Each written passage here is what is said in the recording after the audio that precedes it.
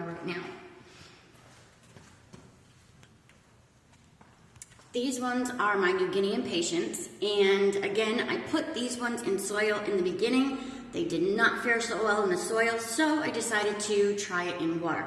These are the ones that I did in water, and I'm going to show you.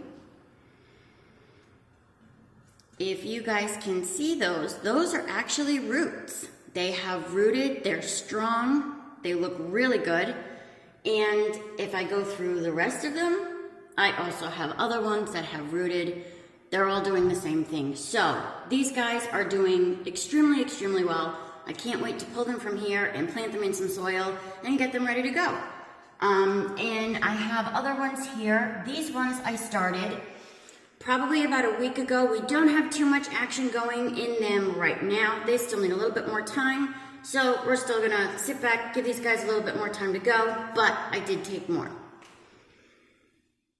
And if I move on down the line, I started these ones. These are my celosia, and I actually just put these guys in water yesterday. So just to, kind of give you guys an idea, I wanted to at least show you guys that I've done it, and I will post an update here in about a week or two just to kind of let you know if it worked, if it didn't, and about how long it took. And I shared with you guys not that long ago that I did a sweet potato. I wanted to make sweet potato slips. And this is what's going on with my sweet potato. I can say, some sweet potatoes, they say take, 1 to 2 weeks for roots to actually sprout from the bottom. Some say it takes longer. I guess it really just depends on the sweet potato you have, because I can say that in my instance, I have a sweet potato here that literally I've had this thing sitting in water now for probably about 3 weeks, 3, maybe 4 weeks. And it really doesn't look like it's done a whole lot, but believe it or not, it's done quite a bit. So I'm gonna go ahead and take it up out of the water so that I can show you guys exactly what has gone on.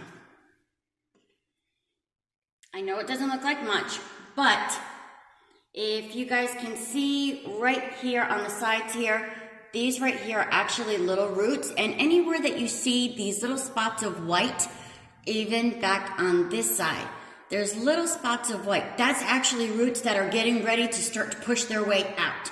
So that's what's going on in the sweet potato department. I'm still just kind of, I do have one right there on the bottom. There's a little white one, just getting ready. So it is working. It is on its way to rooting. So we're gonna go ahead, we're gonna leave that sit there. And again, I will post an update and let you guys know how that's doing. But real quick, I also wanted to share with you, I did take cuttings from my vinca. These ones I took maybe less than a week ago, so they're really not doing a whole lot right now, but I will post an update on that also to let you guys know how that went. And there is something that I am trying. Pretty big news here, because I have read all over the place that petunias cannot root in water. You can root them in soil. Well, I'm here to tell you that I have tried to root petunias in water. I cannot begin to tell you how many times I have tried this. And every single time that I try, and I put them in humidity domes, I have followed everything to the letter. I cannot get these things to root. I don't know what it is about petunias that makes them so difficult, but it is not as easy as people claim it to be. So I decided, a little bit of an experiment, and I will continue to post updates on this, but I did take cuttings from my petunias.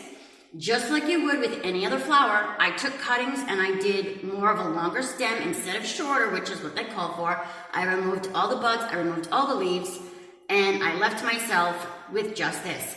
I still have them sitting in water. They haven't done much of anything so far. They really aren't doing anything. So I'm really not sure what's gonna happen here, but I wanted to do an experiment. I wanted to see, is it possible? Can you get petunias to root in water? So we're gonna leave them sit here and we're gonna see what they do. And hopefully, I can say that they do something. I don't know, but we're gonna try it. So that's what I have in that department. But real quick, before I let you go, I wanted to share with you hydrangeas. Everybody says how difficult it is to root hydrangeas. Guys, I have hydrangeas that I have sitting in water over there. I'll do a video on that one a little bit later. But I have hydrangeas that are rooting in water. Those guys I just put in, they have not rooted yet. However, I do have my bin that I did put hydrangeas in soil. And I'm here to tell you, they have rooted, guys. They have rooted. We have liftoff. and it didn't take a whole lot of time. Let me show you some of them. And there are some people that say that hydrangeas cannot root in the air.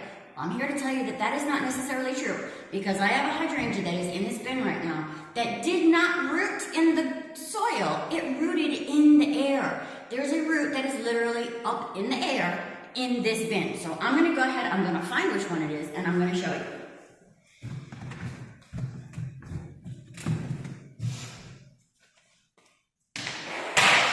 These are all of my hydrangeas that I did. Most of them all have roots, but here is the one. This is the one I told you. This one, if you can see that right there, that's a root, guys. That's a root that did not root in the soil. It rooted in the air. And everywhere I have read, they say that hydrangeas cannot root in the air. Well, I'm here to tell you, that thing right there rooted in the air all by itself. It did not root in the soil.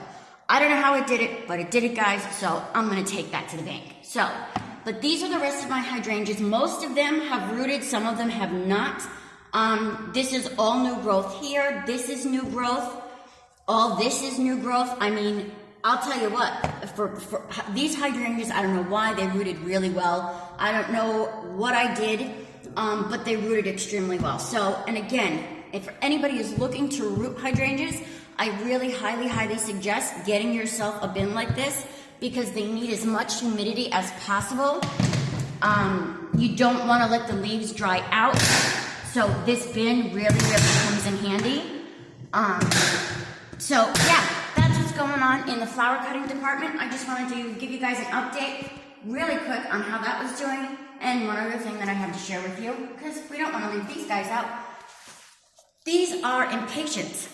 I took these guys probably over 4 weeks ago. These guys have all rooted, okay, and I have them in a humidity dome. I will post down in my links where I purchased them from, and hopefully maybe you guys, if you decide you want to do it, these things are great things to use. And again, they have rooted. Let me see if I can find some that you can clear. There we go. I don't know if you can see in there, but there are roots down in, oh, I have more roots over here on this side. Everything has rooted. I'm so happy. I cannot say enough about these humidity domes. They've really come in handy for me. They've absolutely worked. So again, I will post that down in my comments below. And that's it. That's all I got